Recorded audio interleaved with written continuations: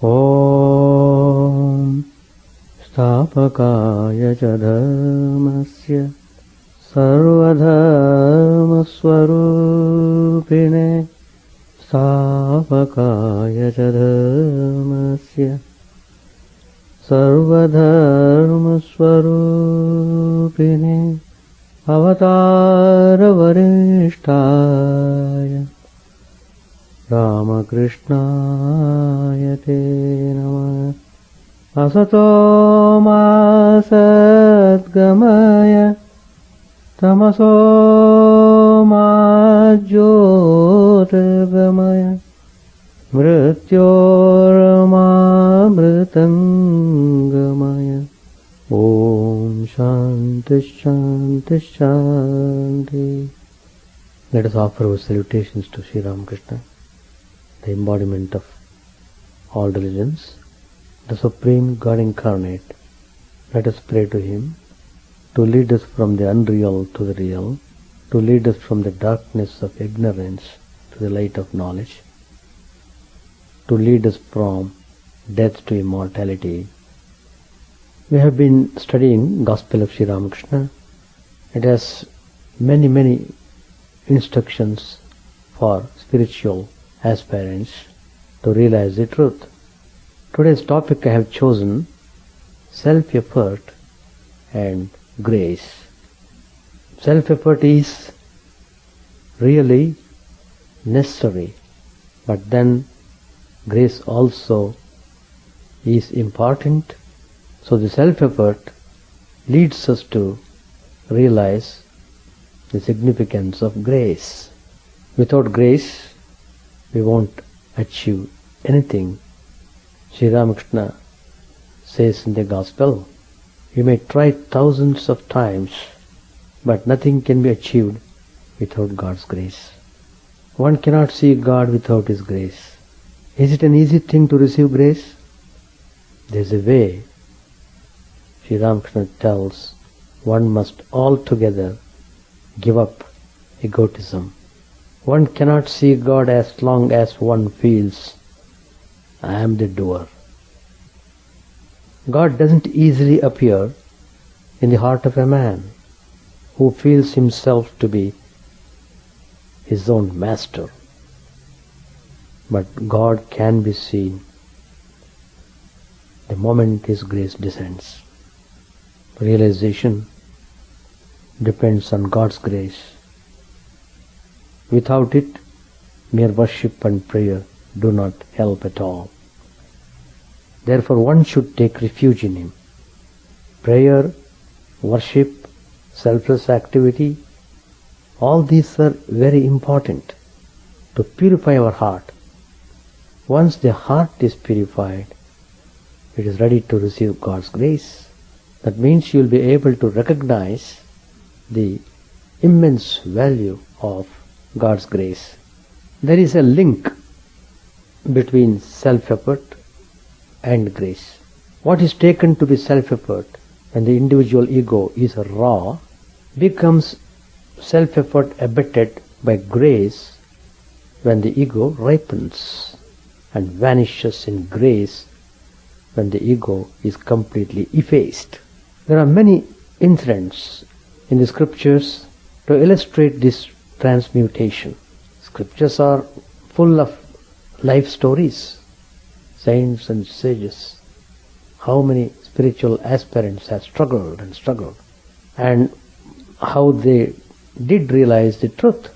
Sri Ramakrishna had to practice 12 long years in deep meditation, prayer and worship. So one has to put maximum self-effort. There is no room for idleness. There is no room for laziness. There is no room for carelessness. One has to be very smart and upright. So when we study these life stories of Mahatmas, holy people, we get inspired to make effort earnestly.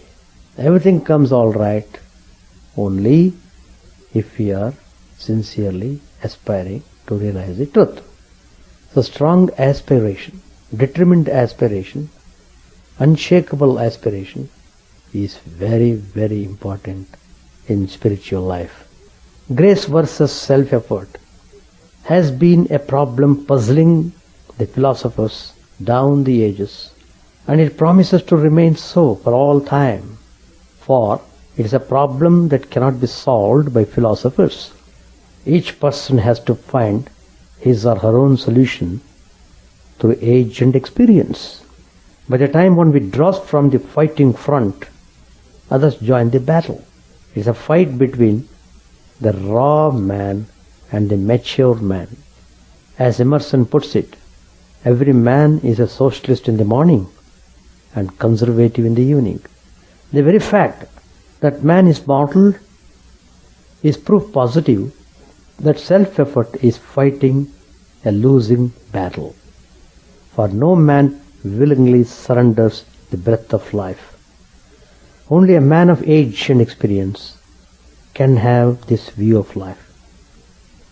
A young man with warm blood rushing through his veins is sure to contradict this. But life being a one-way traffic, he also in the evening of his life will concede that self-effort is limited in scope and that there is something beyond man directing his destinies.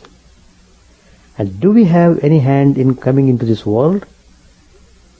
Or any choice regarding circumstances?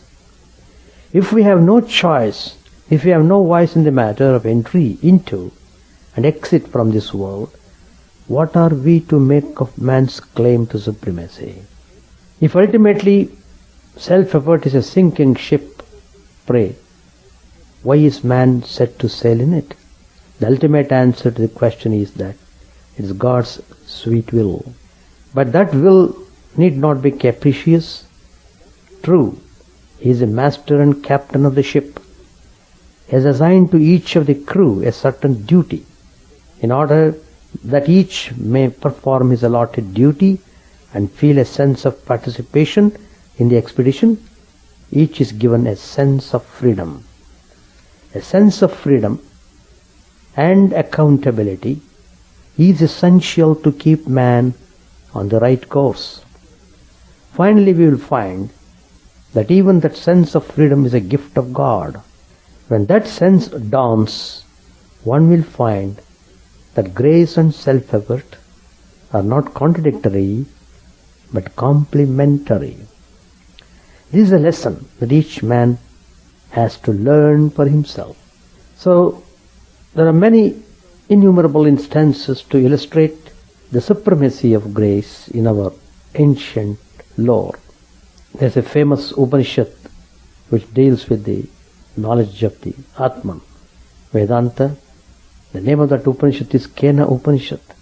There, the Devas, that means ordinary Devas, you may call them angels, who got into those bodies, who got into celestial bodies on account of their merits done in their lives on this earth plane.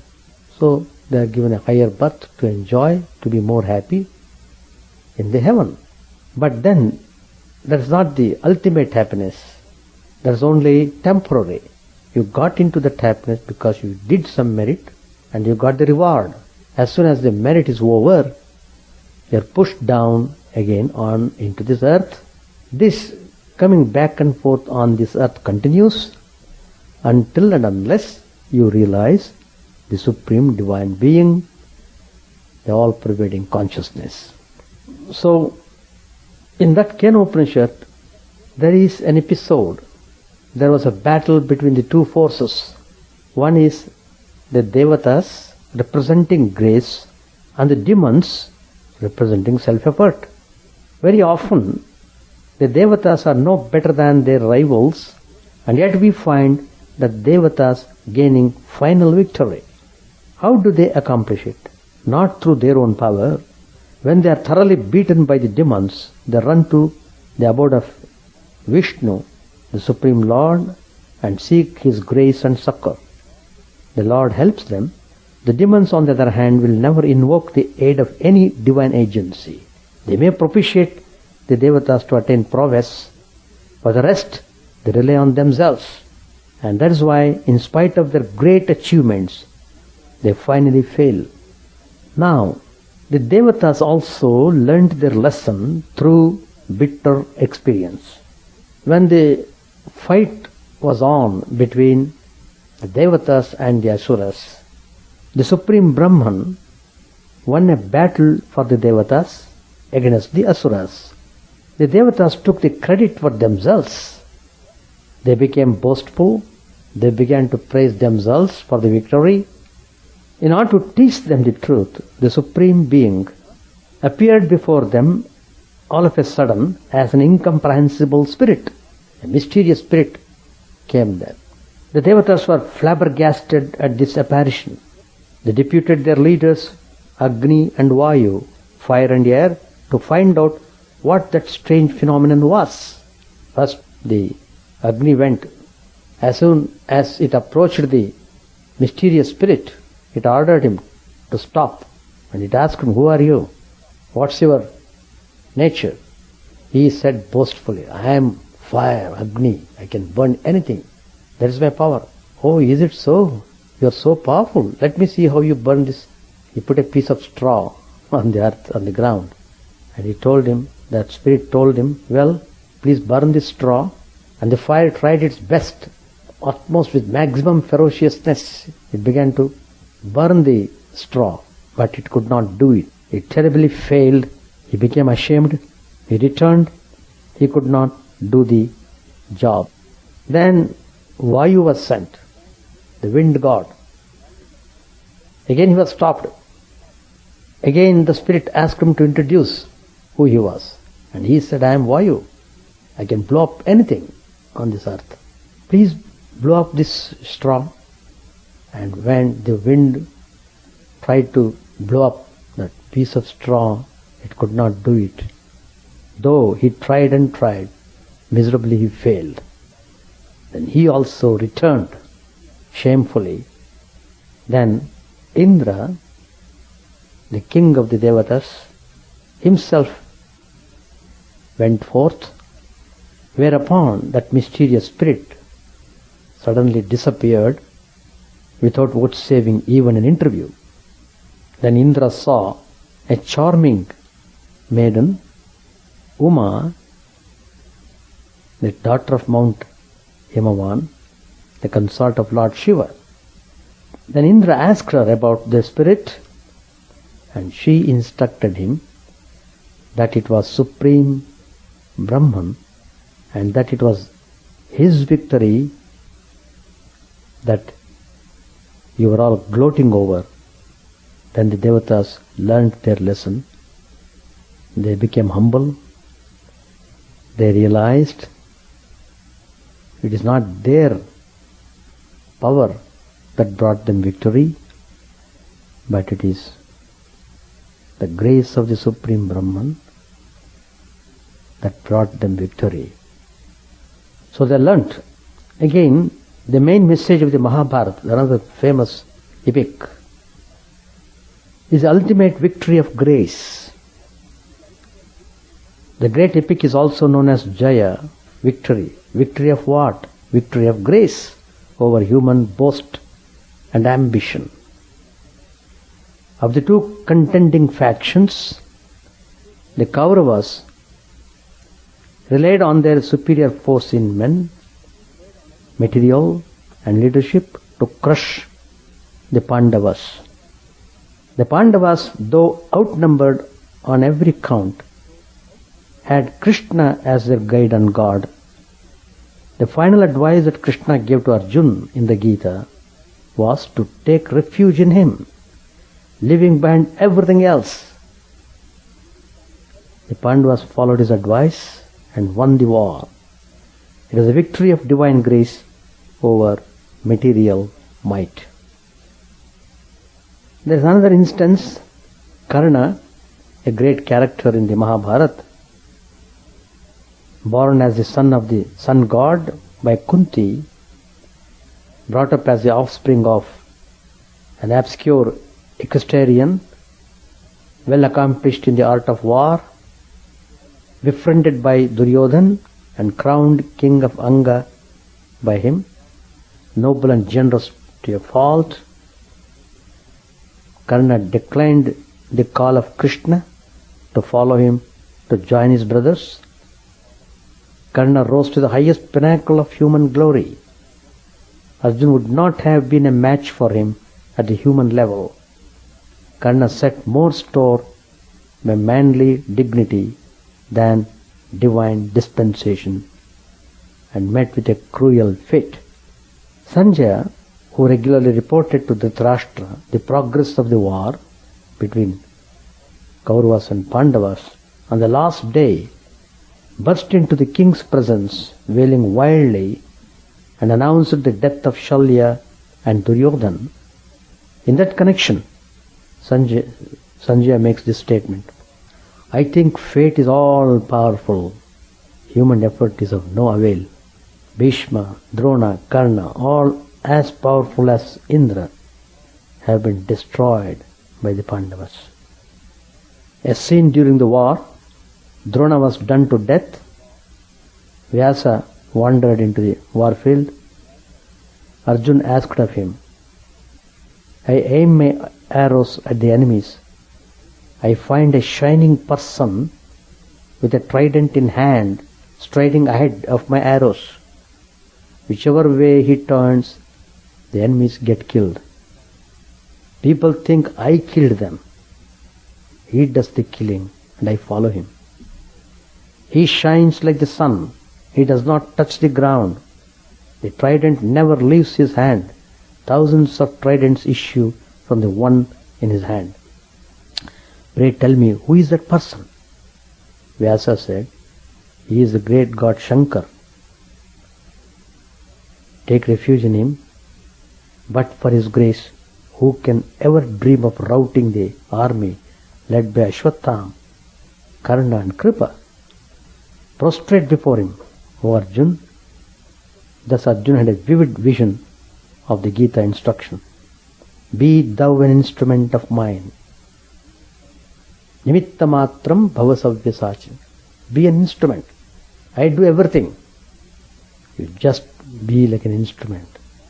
On the battlefield, Arjuna became bewildered and took refuge at Krishna's feet and sought his advice. Though Arjuna said, guide me who has taken refuge in thee, yet Arjuna said, I will not fight. The ego gets a severe jolt in the face of death and destruction. Yet it is struggling to keep up its identity. It is the ego's resistance to the operation of God's will that is at the root of all worry and pain for man. After prolonged counseling, Krishna finally said, abandon all duties, take refuge in me, I assure you your salvation. Grieve not. The human ego was eliminated and the divine will took possession of him. Arjuna said, O Lord, by your grace my confusion is gone. I have got back the memory of my true being. My doubts have been dispelled. I will do your bidding. In the Ramayana, we find Ravan trying his level best or worst to thwart the divine dispensation and meeting his dismal doom. Now to come to the Bhagavad, Narada, the celestial sage, the inspirer of Valmiki and Vyasa, the guru of Prahlad and Dhruva, and the disciple of Sanat Kumara, a sage with wide and mature wisdom, tells Vyasa while recounting his early life as the son of a maidservant, the world is like a wooden doll in the hands of God. When Kunti met her kinsman at Samanta Panchaka after the war and bewailed her fate during the dark days, Vasudeva, her brother and Krishna's father, said to her, Dear sister, blame not us, poor puppets in the hands of God. The world is in his hands and it moves according to his wish or is driven according to his will. Vasudeva knew what he was talking about and was not parroting any pious platitude.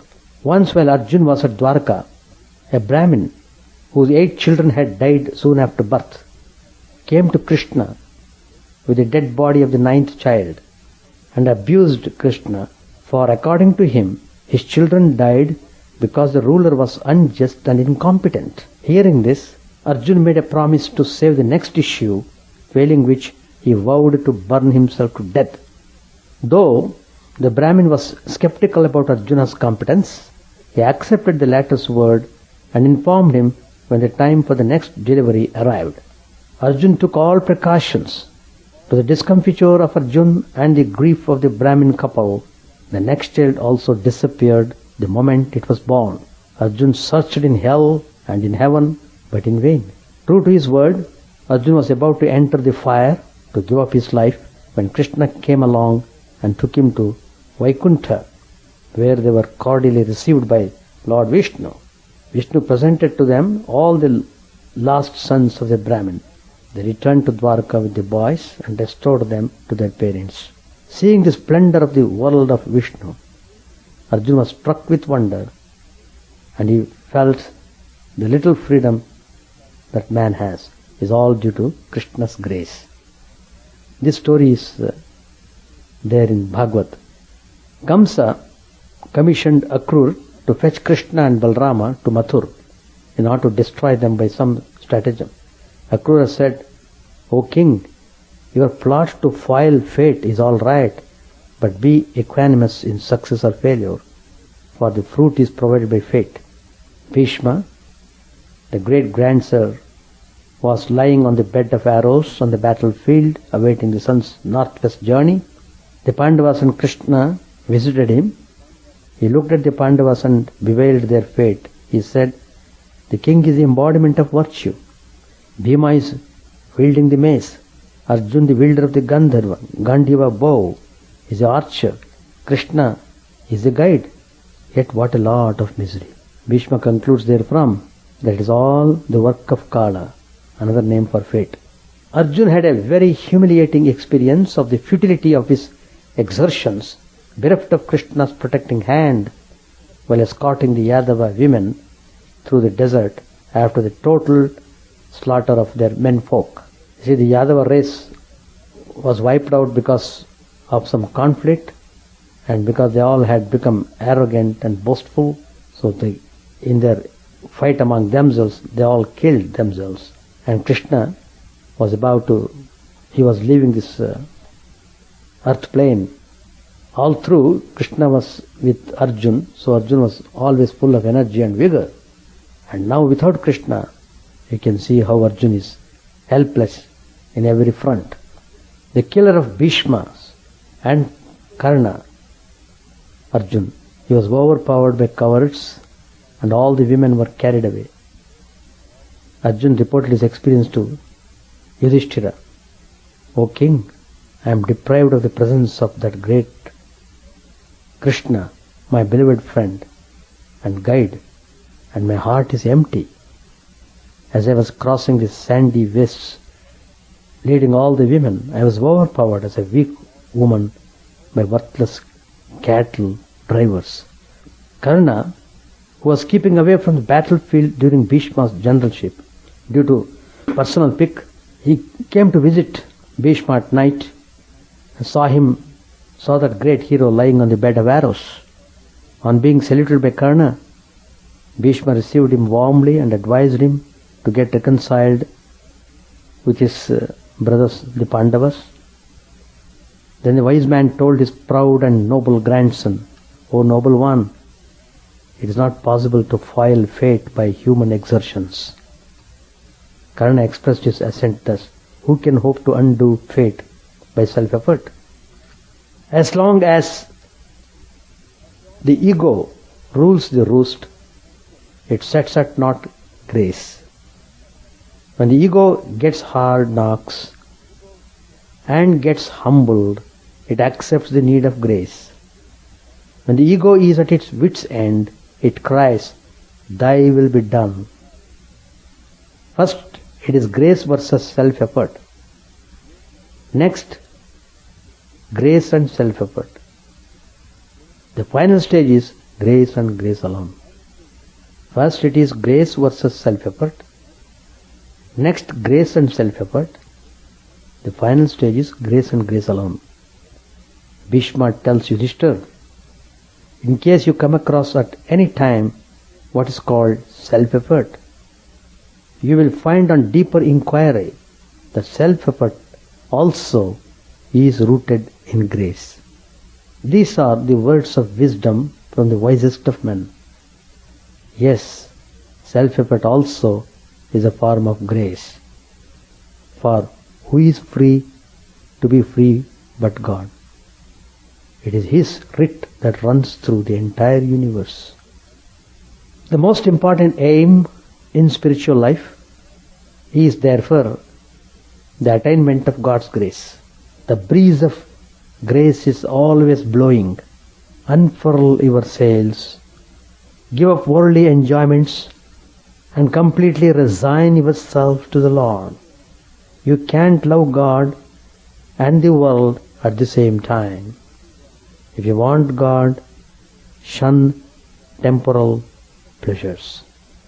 Ask yourself, what is it I want?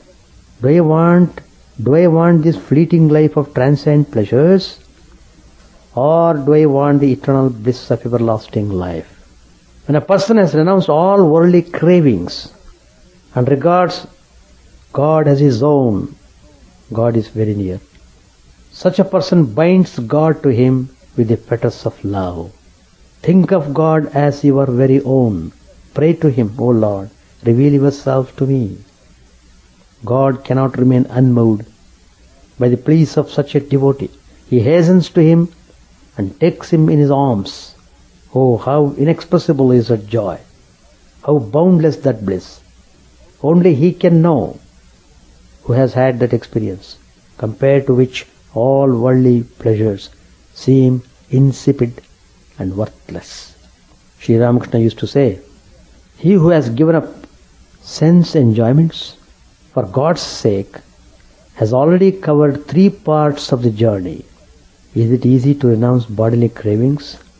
Only if one has God's grace and has practiced severe spiritual disciplines in past lives can he have the strength to renounce the world in this life. Purify your mind so that no worldly desire can arise in it. These worldly desires, they are the great hurdles in our spiritual pursuit. So if you are choosing the spiritual path, if you are trying to realize the spiritual goal, then all these hurdles must be removed from the spiritual path. So constantly you must become aware of the divine. Think of Him constantly. Repeat the divine name constantly. Love Him with whole heart and soul. All the obstructions will be cleared off by the grace of God. You will recognize God's grace if you are concentratedly focusing on the divine. If your mind is occupied with spiritual ideas, if your life is engaged in spiritual activities, they pave the way for realizing God's grace in your life. When you have the vision of God, you are overwhelmed. Spontaneously you will pray, O Lord, how tremendously you are gracious. Whatever effort we make, it is not sufficient. Finally, God Himself blesses us through His grace. And then you will realize everything is done by the will of God. Everything is done by the will of God. That's a fact. So, what is needed is, you must maintain the purity level, try to practice some spiritual disciplines, standard spiritual disciplines, have unshakable faith in your chosen deity. Don't waste time in unnecessarily criticizing others or debating. Just concentrate on your spiritual practices and be contented with those disciplines, and when the time comes, you will realize the truth and you become blessed. Page 808 A devotee said to Narendra, will you sing that one, O Mother, thou my inner guide, ever awake within my heart? Sri Ramakrishna said, oh no, why that song now? The proper thing now is to sing of divine bliss. A song like, O Mother Shyama, full of the waves of drunkenness divine. Narendra sang, O Mother Shyama, full of the waves of drunkenness divine, who knows how thou dost sport in the world? Thy fun and frolic, and thy glances put to shame the gods of love. O wielder of this sword, O thou of terrifying face, the earth itself is shaken under thy leaps and strides. O thou abode of the three gunas, O Redeemer, fearsome one, thou who art the consort of Shiva, many the forms thou dost assume, fulfilling thy bhaktas' prayers. Thou dancest in the lotus of the heart, O Mother, eternal consort of Brahman. Full of divine ecstasy, Narendra sang again and again the lines, thou dancest in the lotus of the heart, O Mother, eternal consort of Brahman. Sri Ramakrishna was dancing drunk with divine love, and he sang again and again, O Mother, eternal consort of Brahman. After dancing a long time, Sri Ramakrishna resumed his seat. He was very much pleased to see Narendra in a spiritual mood, singing with tears in his eyes. It was about 9 o'clock in the evening. The devotees still sat around the master. Vaishnavacharan sang about Gauranga, the beautiful Gauranga, the youthful dancer, fair as molten gold. Next he sang about Sri Krishna. Krishna had left his pastoral life in Vrindavan and become the king of Mathura. A gopi met him there and said, O Hari, how shall we know you now? In Mathura's royal splendor, you have forgotten us. Now in your kingly robes, you ride an elephant. Have you utterly forgotten how in Vrindavan you tended cows? O Hari, have you forgotten how you would steal the butter from the Braja's innocent gopi maids? About 11 o'clock, the devotees saluted the master and were departing one by one. Master said, you may all go, pointing to Narendra and the younger Naren. It will be enough if these two stay. To Girish, Sri Ramakrishna said, will you eat your supper at home? You may stay a few minutes if you want to.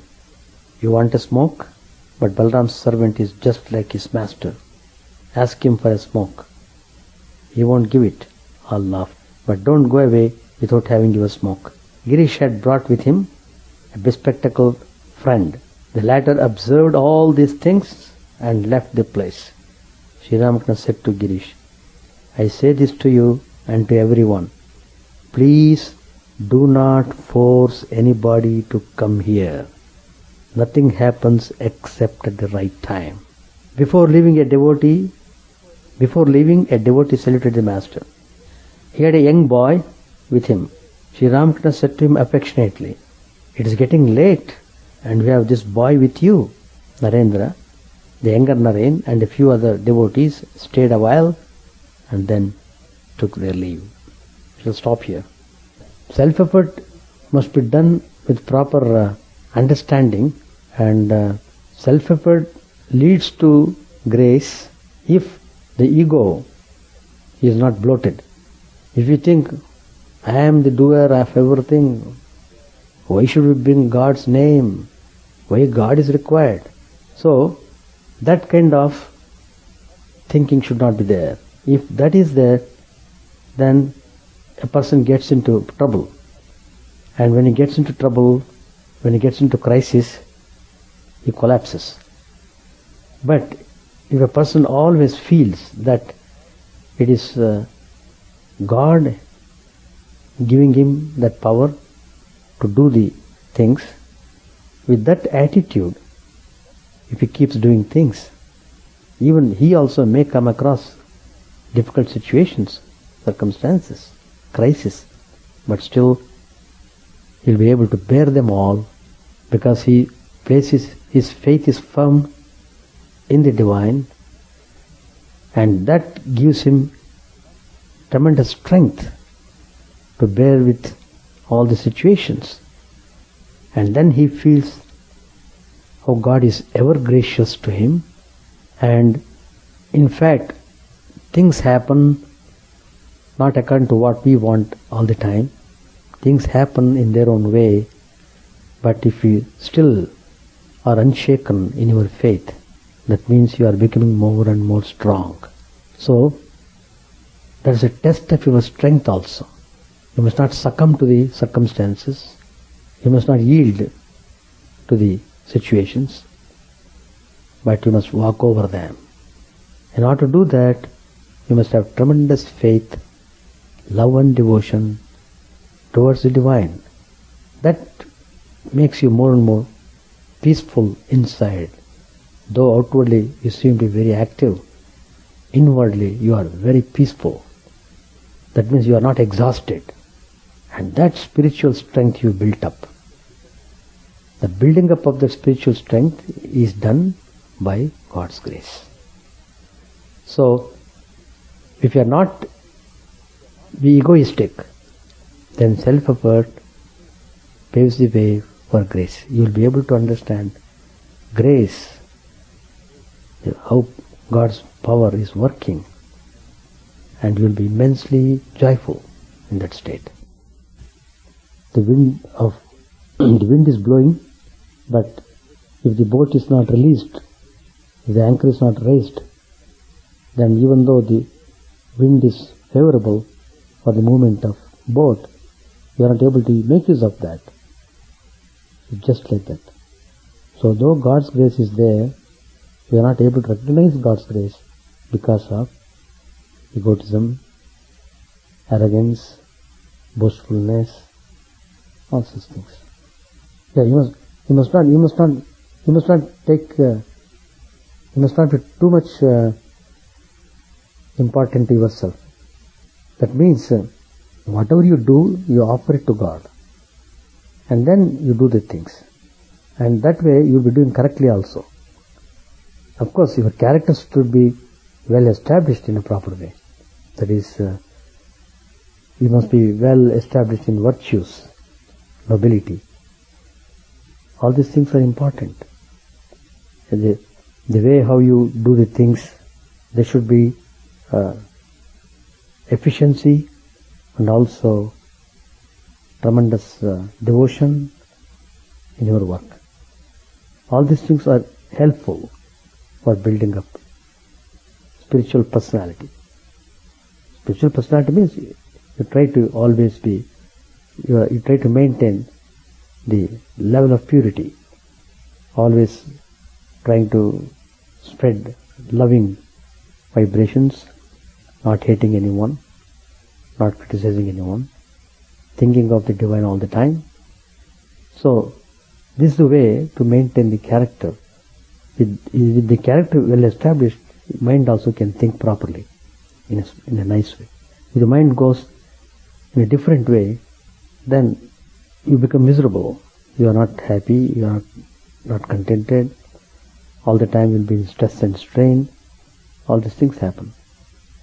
So negative forces occupy your mind, so you become more miserable and suffer because of that. You must be very discriminating and thoughtful in your actions, in your thinking and doing. That's the way how we should conduct ourselves. So please read Gospel of Sri Ramakrishna. It contains all the teachings required for spiritual life. Even though you are in the world, we are all in the world only, we are not outside the world. But how you conduct your life, that is important. That's all. Love everyone.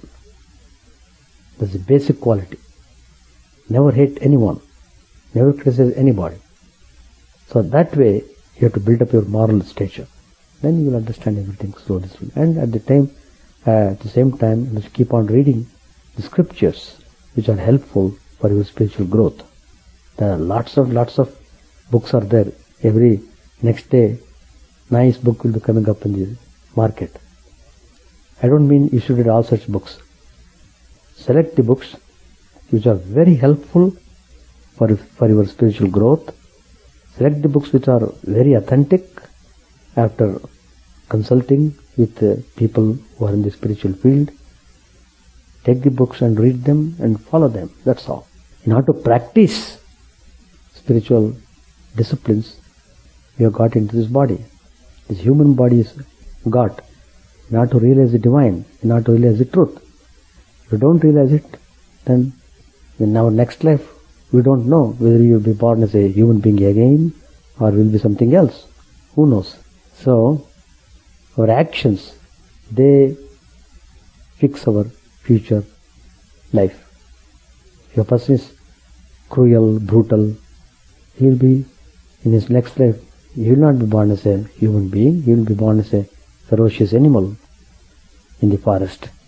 So, the doctrine of karma that operates, whoever it is, whatever it does, whatever it thinks, it is translated into action. So, always do good, you get the good things. If you do bad, you get the bad things.